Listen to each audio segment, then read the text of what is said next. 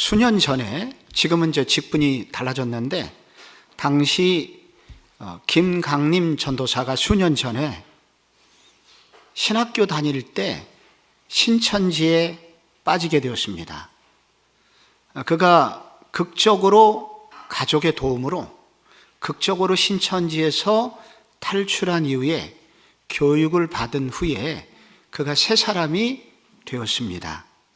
그래서 그가 신천지 탈퇴자들을 돕고 이단 대응 그런 사역을 앞장서서 이어가고 있는 중입니다. 그런데 이 김강림 전도사가 각 교회를 다니면서 꼭 부탁을 하고 있는 게 있습니다. 자기가 이런 이단 대응 사역을 하다 보니까 한국교회 성도들이 대부분 이단들이 2번만 질문하면 95% 이상 다 넘어가더라는 겁니다. 구원받으셨나요? 아니, 당연하지요. 어떻게 구원받으셨나요? 나 어렸을 때부터 교회 다녔어요. 이게 대부분이랍니다. 내가 믿는 예수, 나는 어떻게 예수를 믿게 되었고 어떤 성경적 기반에 의해서, 기초에 의해서 예수를 믿었는지에 대해서 대부분 모르고 있더라는 거예요. 그래서 그가 이단 대응 사역보다 더 중요한 것은, 각 교회에 부탁하는 것은, 만약에 그분들이 지금 신천지에 빠졌거나 구원파에 빠졌거나 이런 사람들이 기독교의 기초 구원 교리만 배웠어도 그들이 이런 이단에 넘어가지 않을 텐데 왜 교회는 그런 교육에 소홀한가? 라고 한탄을 하였습니다. 우리가 은혜 받는 거 참 중요합니다.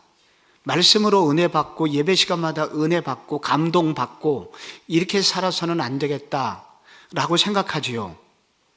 그런데 이렇게 우리가 은혜 받고 우리가 알고 믿는 바가 체계적으로 우리 속에 기초적으로 들어와 있지 않으면, 이것을 교리라고 하는데, 이런 교리가 우리 속에 들어와 있지 않으면 좋을 때는 괜찮은데 악한 자가, 즉 이단이, 이거를 성경에서는 영적인 일이라고 하죠. 이 영적인 일이가 목표를 가지고 살짝만 물어뜯어도 그냥 물리게 되고 이단의 놀이개로 전락할 수 있다는 것입니다. 그래서 우리가 알고 우리가 받은 은혜가, 은혜 받는 것 참 중요합니다. 그러나 이것이 교리로 세워지는 것은 참 중요한 일이다. 그런데 이게 어느 시기에나 중요했지만 지금 이 시대는 더욱 중요하다. 왜 교리가 이렇게 중요한가? 우리가 이 교리의 중요성을, 교리의 필요성, 왜 교리가 필요한지를 알아야 됩니다. 왜냐하면 이 교리는 신앙의 뿌리와 같기 때문입니다. 아무리 나무가 겉으로 무성해 보여도 뿌리가 약하면 결국은 자랄 수도 없고 바람에 무너지게 됩니다. 그런데 이 교리는 뭐냐면 기독교 신앙의 핵심이 무엇인지를 알려주는 지식입니다. 이 지식이 있어야 우리의 신앙이 더욱 깊어지게 됩니다. 예전에 시골에서 살 때, 시골이라는 말은 우리 서울서도 마찬가지인데 1960년대, 70년대까지만 다 문 열어놓고 살았거든요. 그러면 동네 어른들이 꼭 물어봐요. 네 아버지 이름이 뭐야? 이렇게 물어봐요. 다 압니다, 그 아버지 이름을. 네 아버지 이름 뭐야? 이렇게 물으면 왜 그거를 알면서도 묻느냐면 그 질문을 통해서 네 뿌리가 어딘지를 자꾸 생각나게 해주는 것입니다. 우리가 아버지 이름을 몰라도 집에서 밥 먹고 잠 잘 수 있습니다. 그러나 아버지를 이름을 알고 아버지의 뿌리를 알고 조상의 뿌리를 알면 달라지는 게 있어요. 그 내면에 그 자녀들 속에 정체성이라는 게 생기고 자존감이라는 게 생깁니다. 아, 내가 이런 뿌리를 가지고 있구나. 그래서 그런 것들을 알려주는 것이 매우 중요한 것입니다. 여러분, 제 질문 한번 해볼게요. 회개하면 예수님이 나를 용서해 주시죠? 그 아멘이죠, 그죠? 그런데 우리가 회개하면 예수님이 나를 용서해 주시는 말도 있지만 사실은 내가 이미 용서받았기 때문에 회개를 하는 것일까요? 회개하면 예수님이 나를 용서해 주시나요? 아니면 용서를 이미 받았기 때문에 회개를 하게 되는 것일까요? 무엇이 맞을까요? 보통은 회개하면 예수님이 나를 용서해 주셔. 이렇게 답을 하시죠. 그런데 성경적인 답은 이미 용서를 받았기 때문에 우리가 회개라는 것을 할 수가 있습니다. 사실 우리가 회개하기 전에 예수님은 2000년 전에 십자가에서 우리의 모든 죄를 다 감당하시고 돌아가셨죠. 이게 정확한 답은 뭐냐면 예수님이 나를 거듭나게 하셨기 때문에 이미 나를 용서해 주셨고 거듭나게 하셨기 때문에 그래서 십자가 사랑도 이해가 가게 된 것이고 이미 용서를 받았기 때문에 내가 회개하게 되는 것입니다. 용서가 먼저냐, 회개가 먼저냐? 용서가 먼저입니다. 이미 거듭난 거예요, 우리가 속에서. 물론 회개해야 구원받습니다. 그러나 깊이 들어가 보면 용서받았기 때문에 회개할 수 있다는 거예요. 이런 것들을 체계적으로 정리해 놓은 것을 구원론이라고 합니다. 이거를 구원의 서정이라는 장로교 교리에서 그것을 교리화한 것인데 구원의 교리에서 굉장히 9대 교리가 있거든요. 그래서 그 9대 교리의 시작이 먼저 부르심, 거듭남, 그리고 회개, 회개에서 예수를 믿어서 칭의, 그때 의롭다 여김을 받은 것입니다. 그리고 성화가 있고 나중에 영화에 이르게 된다는 것이 기본 교리예요. 여러분, 이게 이 구원의 서정, 구원의 순서라는 겁니다. 곰곰이 생각을 해보시면 여러분, 내가 회개해서 예수를 믿은 게 아니에요. 이미 성령님께서 내 속에 역사를 일으키셔서 이미 예수를 믿을 수 있는 은혜를 주셨기 때문에 이 시체 같은 내가 회개라는 걸 할 수가 있는 거예요. 그러니까 우리는 보통 이게 체험신앙만 가지고 있으면 어느 날 내가 말씀을 듣고 펑펑 울게 되었고 그날 나는 구원을 받게 된 거예요. 이렇게 말합니다. 그런데 그렇게 된 게 아닙니다. 내가 펑펑 울 수 있게 된 것은 이미 내 속에 성령님께서 거듭남의 은혜를 이미 주신 거예요. 그런 사람만 울 수 있는 겁니다. 그래서 회개라는 것은 나중에 생기는 거예요. 여러분, 찬송가 중에 이런 찬송가 있죠.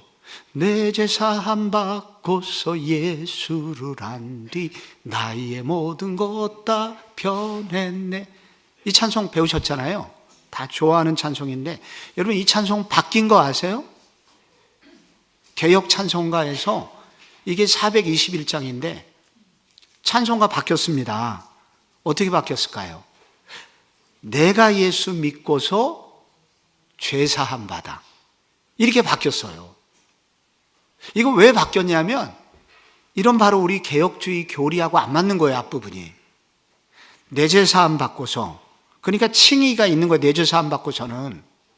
칭의라는 사건, 사실은 그거보다 앞서서 뭐가 있냐? 거듭남이라는 게 이미 있었어요. 그래서 이런 순서들을 이거를 교리로 만든 거예요. 우리가 만약에 바른 교리를 모르면 우리도 모르는 사이에 이단에 빠지게 된다는 것입니다. 제가 기독교 기본 교리를 수년 전에 한번 수예비 시간에 이렇게 나눈 적이 있어요. 그때 제가 서론에서 비슷한 얘기를 중요하기 때문에 다루었습니다. 미국의 기독교 방송국에서 3,000명의 미국 개신교도들에게 질문을 했습니다. 예수님은 신이시면서 동시에 인간이시다. 즉 신성과 인성을 가지신 분인가? 그랬더니 예스, 그렇다고 대답을 했습니다. 그런데 그분은 누가 만드신 분인가? 그분을 누가 만드셨나? 그랬더니 하나님의 아들이니까 당연히 하나님이 만드셨지 라고 답변한 사람이 61%였어요. 여러분, 이렇게 믿는 사람들이 누구냐면 여호와의 증인이라고 그래요. 그래서 예수님을 피조물로 생각하는 거죠.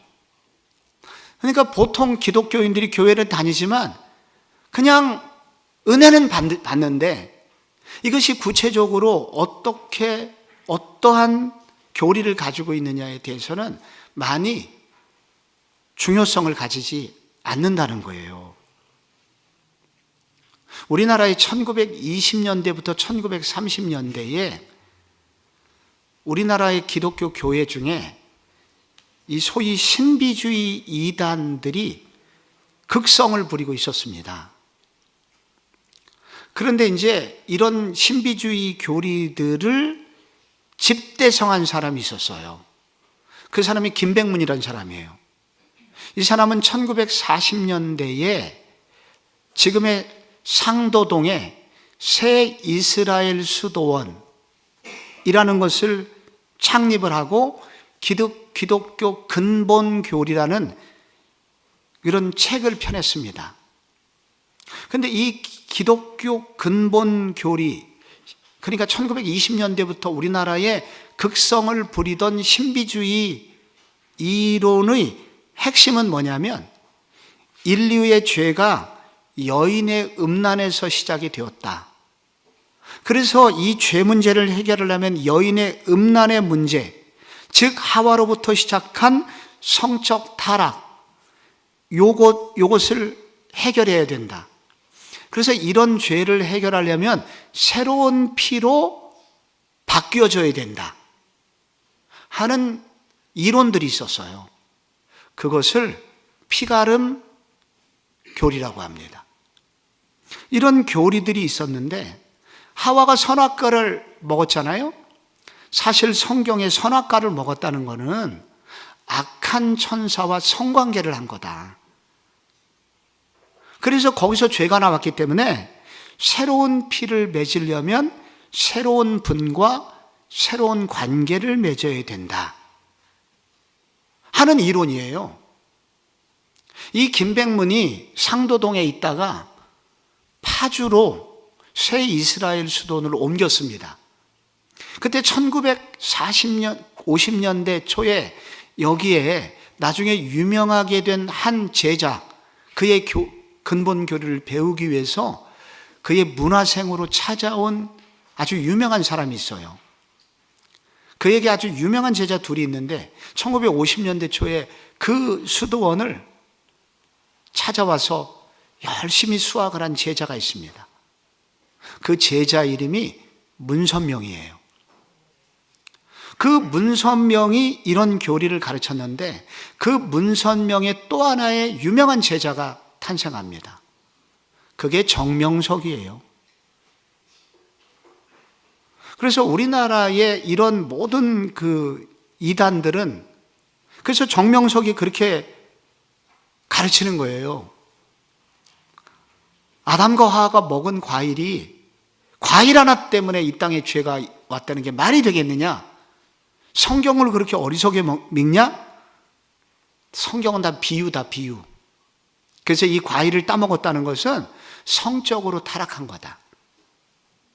그러니까 이런 교리가, 그래서 대학생들이 대부분 빠지게 된 거예요. 너무 매혹적이고 그럴듯하거든요. 근데 이런 교리가 왜 잘못되었냐면은, 이 모든 잘못된 교리들은 성경에 대한 잘못된 해석 때문입니다. 성경을 잘못 해석하는 거예요. 그래서 창세기 3장은 창세기에 나와 있잖아요. 그래서 그 창세기 3장을 제대로 이해하려면은 창세기 공부를 제대로 해야 되는데, 성경에 대한 바른 지식이 없다 보니까 성경의 부분을 따다가 자기 마음대로 교리라는 걸 만들어 놓으니까 그게 그럴듯해 보이는 거예요. 그래서 여러분, 우리가 믿는 바가 무엇인지를 아는 것도 중요하고, 이 아는 것에 대해서 누군가 질문할 때 대답할 수 있어야 됩니다. 그래서 교리라는 게 필요한 거예요. 어느 토요일이었어요. 제가 막 이렇게 설교를 준비 막바지를 걷고 있는데 어느 분한테 전화가 왔어요. 목사님이셨어요. 나한테 이렇게 묻는 거예요. 길 목사님, 예수 그리스도께서 십자가에서 못 박혀 돌아가셨는데, 십자가에서 못 박혀 돌아가신 그 예수의 피값은 사단에게 갚음으로써, 그래서 예수 믿는 사람이 이제 빚 다 갚았으니까 너는 떨어져 나가라, 이렇게 기도할 수 있다고 나는 그동안 알고 믿어왔는데, 어떤 분이 그게 틀리다고 합니다. 그게 아닌가요? 목사님도 이렇게 질문한다니까요. 목사님도. 여러분, 예수 그리스도께서 십자가에서 빚을 갚았잖아요. 죄값을 갚으셨잖아요. 그 죄값은 도대체 어디 갚은 걸까요? 예수님이 죄값을 갚았잖아요. 누구에게 갚은 거예요, 이게? 정확히 말하면 하나님의 공의의 빚을 갚은 거예요. 하나님의 공의를 만족시키시기 위해서 예수님이 돌아가신 겁니다. 그런데 이 죄값을 사단에게 갚았다고 가르치는 것을 신학에서는 교리에서는 뭐라고 그러냐면은 사단 배상설이라고 그래요. 사단에게 배상을 했다는 거예요. 이것이 이단 사설입니다. 그런데 이것을 어디서 많이 가르치냐면은 김기동 씨의 귀신론에서 나온 얘기예요. 그 계열, 김기동의 그런 귀신론을 추종하는 그 예전에 1970년대부터 유명한 이런 이론이 베레아 아카데미라는 곳에서 가르쳤어요. 그래서 한국교회 유명한 어느 목사님들도 여기에서 공부를 했어요. 그래서 그런 줄 알아요, 지금도. 그래서 이 정통 교리하고 멀어진 일들이 많이 있는 겁니다. 그래서 여러분, 이단과 정통의 차이가 있어요. 그 이단들이 자주 하는 말이 있어요. 이단들이 뭐라고 그러냐면은 우리는 성경만 공부한다는 거예요. 이단이 하는 말이에요, 이게. 우리는 성경만을 공부하는데 일반 다른 교회에서는 자꾸 신학자들 공부를 한다는 거예요. 그래서 신천지에서 제일 하는 말이 우리는 성경만 공부하는데, 이 교회들 가보면 장로교 같은 데 특별히 가면은 칼빈이 뭐를 말했다, 루터가 뭐라고 말했다 하는 것을 가르친다는 거예요. 우리는 성경만 배우는데. 여러분, 그래서 많은 분이 그래 맞아, 우리가 성경을 배워야지, 이렇게 신학자들이 하는 말, 어쩌면 천국도 못 갔을 그들을 막 신학자들을 비난하거든요. 그래서 여러분, 우리 모두 다 기억해야 될 것은 우리 모두는 나름의 해석을 갖고 있습니다. 모든 사람은 해석을 갖고 있어요. 그 해석은 그 이단들이 말하는 우리는 성경만 읽어라고 할 때 그 성경을 보는 그들의 눈을 해석이라고 그래요. 그 해석이 다른 말로 그 이단의 교리라고 해요. 이단들이 말하는 그 해석, 그 교리, 그게 이단들이 하는 거예요. 그렇기 때문에 바른 교리를 가지는 것이 매우 중요하다는 것입니다. 그래서 교리라고 하는 건 뭐냐면은 가장 성경적인 해석학, 그게 기독교 교리예요. 이 교리라고 하는 건 뭐냐면 성경의 여러 주제에 대해서 가장 좋은 세계관, 가장 좋은 관점을 체계적으로 정리하여 우리가 무엇을 믿어야 하는지를 정리 및 체계화한 것이 교리입니다. 지금 여러분께서 받으신 교환, 그 교환 여러분이 두 번째 페이지에 이 가운데쯤에 교리란 가장 성경적인 해석학이다 그렇게 되어 있죠. 거기 한번 교리란 읽어봐요. 시작. 교리란 여러 주제에 대하여 성경을 기반으로 하여 체계적으로 정리하여 우리가 무엇을 믿어야 하는지를 정리 및 체계화한 것이다. 이걸 교리라고 그래요. 여러 번 한번 읽어보세요. 그래서 장로교의 창시자인 존 칼빈은 교리란 성경을 올바로 읽을 수 있도록 하는 안경이다 이렇게 말했습니다. 그래서 성경이 서로 어떤 연관성이 있는지를 엮어서 통일된 가치관을 제공한다. 그래서 이 교리는 가장 성경을 성경적으로 이해하도록 체계화시킨 안경입니다. 저 지금 안경을 쓰고 있거든요. 여기 요즘 절반은 안경을 쓰시네요. 그런데 이 안경이 도수가 안 맞거나 혹은 이 안경이 다 나뉘어져 있으면 초점이 그냥 유리 조각만 붙여놨으면 상대방을 볼 수가 없어요. 그래서 가장 건강한 안경, 그것이 바로 교리라는 것입니다. 우리가 연말에 우리가 12월 초에 저희 교회 임직식이 있습니다. 교회 일꾼, 장로, 안수집사, 권사를 세우는 임직식이 있어요.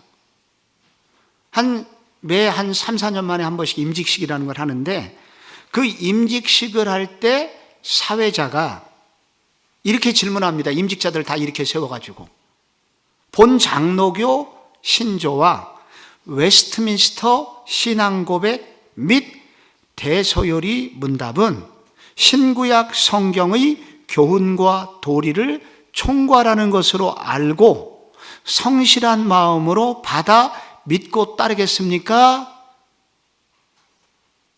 그러면 대부분 예, 그럽니다.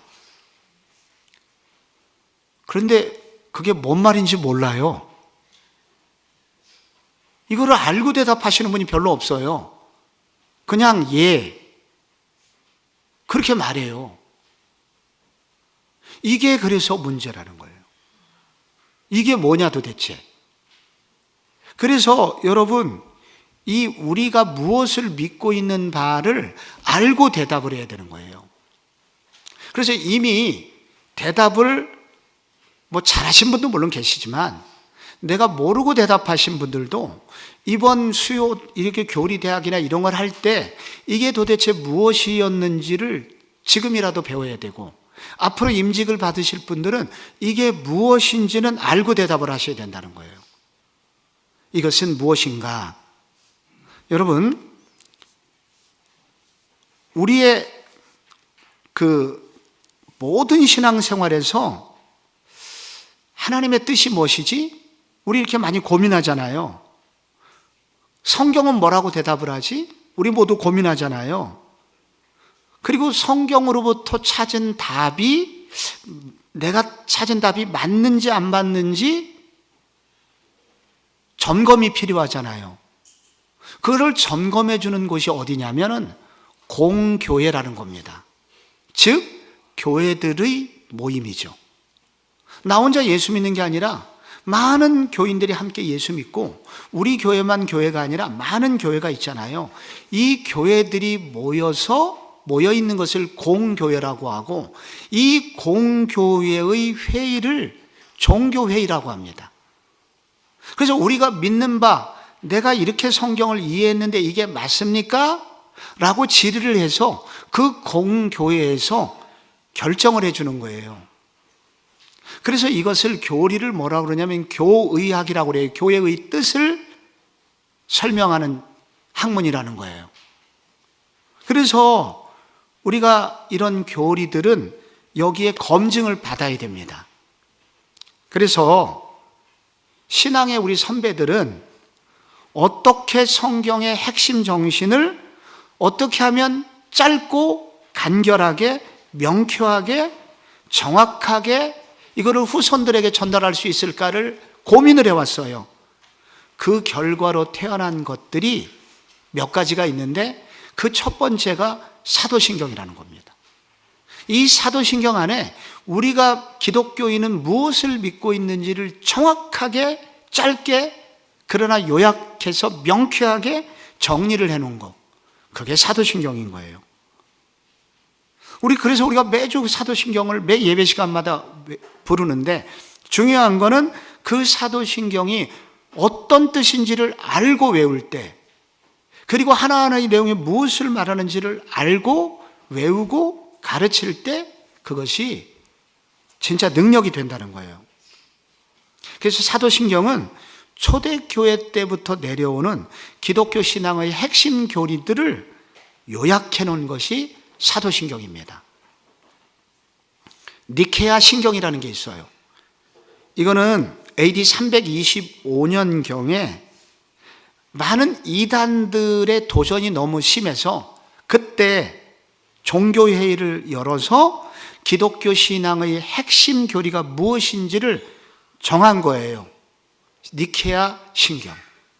이런 것들이 삼위일체, 그때까지 애매하고 헷갈렸던 교리들을 이 교리로 체계화시켰던 그런 종교회의의 결과 만들어진 교리집, 이게 니케아 신경입니다. 하이델베르크 신경이라는 게 있어요. 이거는 루터의 종교개혁 이후에 개신교 교회는 무엇을 믿는가를 정리해 놓은 것이 하이델베르크 신앙고백서예요. 또 하나, 우리가 오늘 아까 방금 말한 웨스터민스터 신앙고백서라는 게 있어요. 이건 1643년에 만들어진 건데요. 이제 요거를 오늘 조금 집중해서 한번 볼게요. 이 1600년대 영국은, 1600년대니까 영국은, 여러분 종교개혁이라는 게 1517년에 일어났잖아요. 그러니까 종교개혁이 일어난 지 이제 한 100년이 지났을 때, 여러분 이 개신교회 교회가 생겼잖아요. 그리고 천주교, 캐톨릭은 여전히 있고, 그리고 개신교가 이제 이곳저곳 전 유럽에 번져나가기 시작한 거예요. 그런데 그때 1600년대 영국의 상황이 어떤 상황이었냐면은, 나라가 잉글랜드하고 스코틀랜드하고 아일랜드하고 이렇게 세 나라로 분열이 되어 있었어요. 여러분, 지금은 우리나라가 남한하고 북한으로 갈려 있잖아요. 마찬가지로 그 당시에 영국은 잉글랜드, 스코틀랜드, 아일랜드 이렇게 갈라져 있었고, 그리고 각각 믿는 바, 그 종교가 달랐고, 그리고 믿는 바가 조금씩 달랐어요. 그때 이건 이제 좀 역사니까 좀 그냥 지나갈까요? 근데 그때 찰스 1세라는 이 왕이 있었는데, 영국의 왕이 있었는데, 캐톨릭의 신자였지만 프랑스 공주와 결혼한 후에 이 사람이 기독교를 막 박해를 하기 시작했습니다. 그때 이 박해를 대항하기 위해서 싸운 독립군이 있는데, 올리버 크로멜이라는 사람이 있었어요. 이 사람이 일종의 청교도 교도였는데, 청교도 신자들을 모은 그들의 군대 청교도 혁명군을 조직을 해서 그 찰스 1세의 권력을 엎어버립니다. 그리고 영국 의회를 장악하게 돼요. 그래서 1643년 이제 7월 1일에 모든 영국 교회의 교리를 통일하기 위하여 교회 회의를 소집합니다. 그 회의에는 누가 오냐면 목사 121명하고 국회의원 30명이 와서 그것으로 총회가 구성이 되고 그 총회원들이 장장 5년 6개월을 연구합니다. 회의를 몇 번 모였냐면 1163회를 열어서 그 영국의 웨스트민스터 사원에서 이런 신앙 고백을 총망라한 교리화된 내용들을 고백하고 발표하게 됩니다. 이거를 웨스트민스터 신앙 고백서라고 그래요. 그래서 이때 이것을 잘 가르치기 위해서 문답식으로 우리가 무엇을 믿는가? 많은 문답을 만들어서 그 문답, 묻고 답하는 질의응답의 책을 만들어요. 그 중에 예배용으로 만든 거를 대요리 문답이라고 하고 청소년들을 가르치기 위해서 만든 문답을 소요리 문답이라고 해요. 그래서 이 대요리 문답, 소요리 문답은 그 이후에 특별히 소요리 문답은 세례 받기 전에 청소년들에게 교리가 무엇인지를 가르치는 용도로 쓰이게 됩니다. 웨스트민스터 신앙고백은 총 33장으로 구성이 되어 있습니다. 이 33장 안에 하나님은 누구신가? 예수님은 누구신가? 이런 내용들, 그 다음에 주일은 어떻게 성수하고 성찬은 어떤 의미인가 등등의 기독교의 모든 교리들을 총망라하여 정리를 해 놓게 됩니다. 그래서 교리를 쉽게 접하도록 아까 말씀드린 대로 대요리 문답과 소요리 문답을 만들게 되죠. 그래서 지금도 우리 교회도 세례를 받을 때 청소년들에게 소요리 문답을 가르칩니다. 소요리 문답은 107개의 묻고 답하는 문답식으로 되어 있습니다. 제 1번 질문이 이거예요. 사람의 제일 되는 목적은 무엇입니까? 성도 여러분, 뭐죠? 답이? 우리가 소요리 문답을 가르쳐야 되는데, 자녀들에게 이걸 가르쳐야 되는데, 그 첫 번째 질문이 사람의 제일 되는 목적이 무엇입니까? 이렇게 물어요.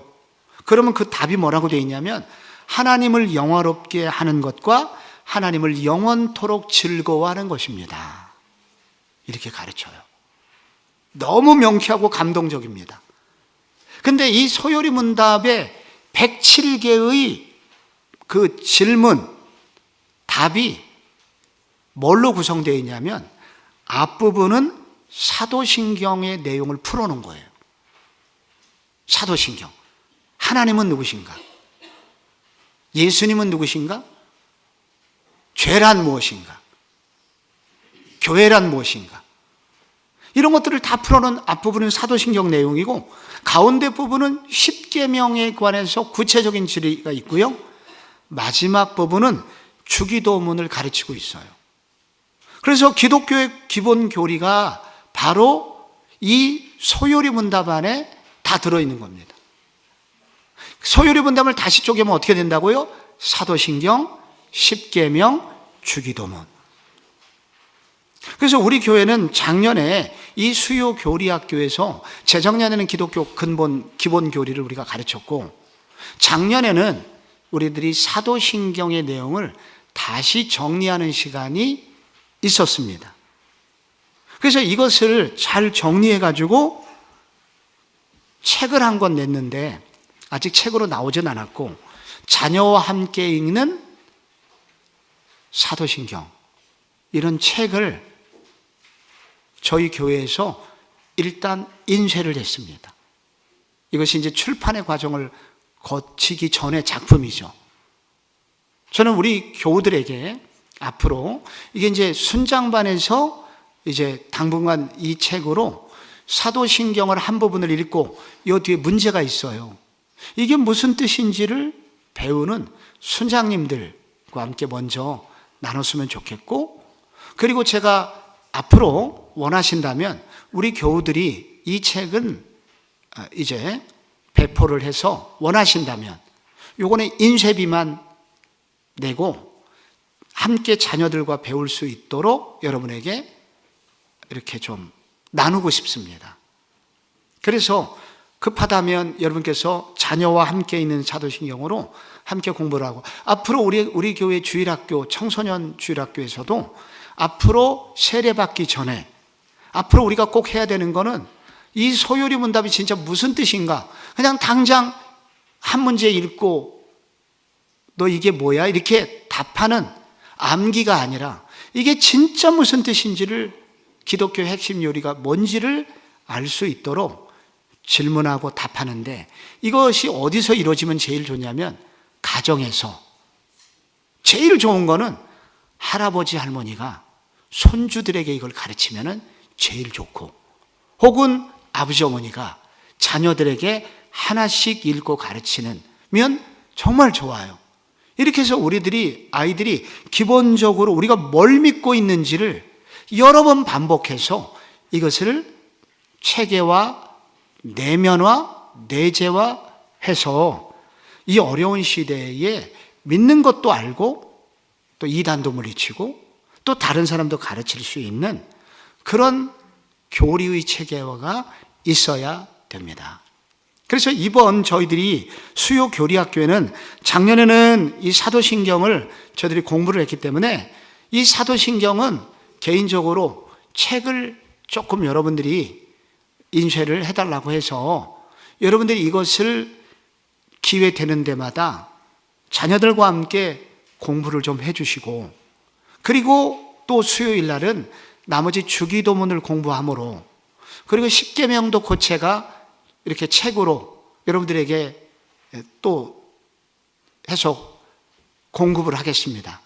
해서 우리 교회가 적어도 기독교의 기본 교리, 우리가 무엇을 믿는데 그 진짜 믿는 내용이 뭐냐 하는 것을 깊이 함께 좀 세워가는 저희가 되기를 소망하고 있습니다. 저는 오늘 이제 이 서론을 마치려고 해요. 다음 주에 이제 주기도문 서론이 이제 다시 시작해야 되는데, 이 공부를 지금 왜 하고 있는지에 대해서 여러분과 나누고, 약 11주에 오늘 포함해서 여러분들과 함께 이 수요일 날 기독교 핵심 정신을 나누고자 합니다. 그래서 이 수요 교리학교에서 진행되는 또 주기도문도 하나하나 우리가 묵상하면서 그 깊이 좀 그 속에 들어갈 수 있는 시간이 되었으면 좋겠습니다. 에베소서 4장에 이런 구절이 나오죠? 맨 마지막 한번 보시겠어요? 4페이지에 에베소서 4장 13절 14절을 우리 한번 같이 한번 읽어볼게요. 시작. 우리가 다 하나님의 아들을 믿는 것과 아는 것에 하나가 되어 온전한 사람을 이루어 그리스도의 장성한 분량이 충만한 데까지 이르리니, 이는 우리가 이제부터 어린아이가 되지 아니하여 사람의 속임수와 간사한 유혹에 빠져 온갖 교훈의 풍조에 밀려 요동하지 않게 하려 함이라. 아멘. 여기 그리스도 안에는 두 종류의 사람이 있다는 거예요. 여기 두 종류의 사람 여러분 눈에 보이시나요? 어떤 13절에 한 사람이 나오고 14절에 한 사람이 나와요. 13절에는 어떠한 사람이 나오나요? 온전한 사람이 나와요. 온전한 사람은 어떤 사람이냐? 장성한 분량이 충만한 데까지 이른 사람. 이 온전한 사람을 제자라고 불러요. 이렇게 제자로서 든든히 선 사람이 있고요, 온전한 장성한, 그러니까 든든하게 자란, 웬만한 도전을 거뜬히 이길 수 있는 그런 건강한 사람, 온전한 사람이고, 14절에는 또 한 사람이 나와요. 어떤 사람이죠? 어린아이. 이 사람은 누구냐면 사람의 속임수와 간사한 유혹에 빠져 온갖 교훈의 풍조에 밀려 요동하지 않게 하려 함이라. 저는 시골에서 왔어요. 초등학교 5학년 말에 시골에서 6학년 때부터 본격적으로 서울에서 초등학교를 다녔는데, 서울 초등학교에는 참 그 시골하고 좀 다른 게 있더라고요. 초등학교 소풍 갈 때 입구에 여러 상인들이 와가지고 뭐 물건도 팔고 막 그러더라고요. 그 중에 한 아저씨가 굉장히 흥미로 있는 게임을 저한테 제시를 했는데, 고무줄 2개가 있는데 이 중에 긴 거를 뽑으면 100원 내면 500원을 주겠다는 거예요. 근데 제가 누굽니까? 그래서 이게 둘 중에 하나, 확률은 둘 중에 하나니까 한두 번 실패하더라도 이문이 남을 것 같더라고요. 그래서 100원을 내고 뽑았죠. 뭐가 나왔을까요? 어떻게 아세요? 또 뽑았죠. 제가 화나가지고. 뭐가 나왔을까요? 어떻게 아세요? 계속 짧은 것만 나오는 거예요. 나중에 내 친구가 그 아저씨 이름을 알려주더라고요. 야바위꾼이라고. 여러분, 이런 사람 어리석잖아요. 내가 어렵고 서울이 이렇게 무서운 거구나. 제가 알게 된 거예요. 우리 신앙생활이 그래요. 이렇게 매우 단순한 거, 너무 당연하잖아요. 둘 중에 하나 뽑으면 5배로 준다는 거. 이런 사기꾼에 넘어가는 이 어린아이에게 신기하게 이런 바보 같은 어린아이가 교회 다니는 사람 중에 쇠고 셌다는 거예요. 너무 가슴 아프게. 너무 단순한 건데, 너무 당연한 건데 나중에 보면 미쳤어요. 이걸 믿고 있어요, 세상에. 여러분, 그런데 그게 그 미혹이라는 것을 당하면 나중에 말도 안 되는 이야기를 믿고 앉았어요. 그리고 전 재산을 갖다 바치고 평생을 투자해요. 이게 바로 영적인 어린아이예요. 영적인 어린아이는 건강하게 자라면 온전한 사람이 되지만 미혹을 받게 되면 폐가 망신하고 어린아이의 목숨까지 어려워진다. 그래서 우리가 그렇게 되지 않아야 되는데, 그렇게 되지 않기 위해서 우리가 해야 되는 거 뭐냐? 여기 바로 하나님의 아들을 믿는 것과 아는 것에 하나가 되어 그리스도의 장성한 분량에 충만한 데까지 이르리니, 이렇게 되어 있잖아요. 여기서 하나님의 아들을 믿는 것은 뭐냐면 믿음이고, 아는 것을 뭐라고 그래요? 지식. 믿음과 지식이 통일이 돼야 된다는 거예요. 하나가 돼야 된다는 거예요. 믿기만 하면 안 돼요, 여러분. 뭘 믿느냐가 중요한 거예요. 그걸 뭐라고 그래요? 지식. 뭘 믿어요, 도대체? 믿습니다. 큰 소리로 하면은 다 돼요, 그게? No. 뭘 믿느냐, 뭘? 그 바른 지식을 아멘 하는 게 중요하지, 크게 믿는다 내가 중요하지 않습니다. 이 지식을 뭐라고 그러냐면 교리라고 그래요.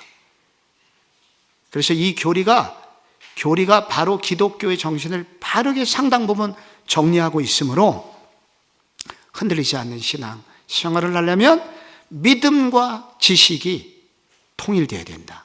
그러므로 그렇게 성장해서 저희들이 바른 교리가 세워지고 나도 건강하고 이 넘치는 자신감으로 자녀들도 가르쳐서 흔들림 없는 신앙생활하도록 이끄는 우리 모두가 되기를 축원합니다.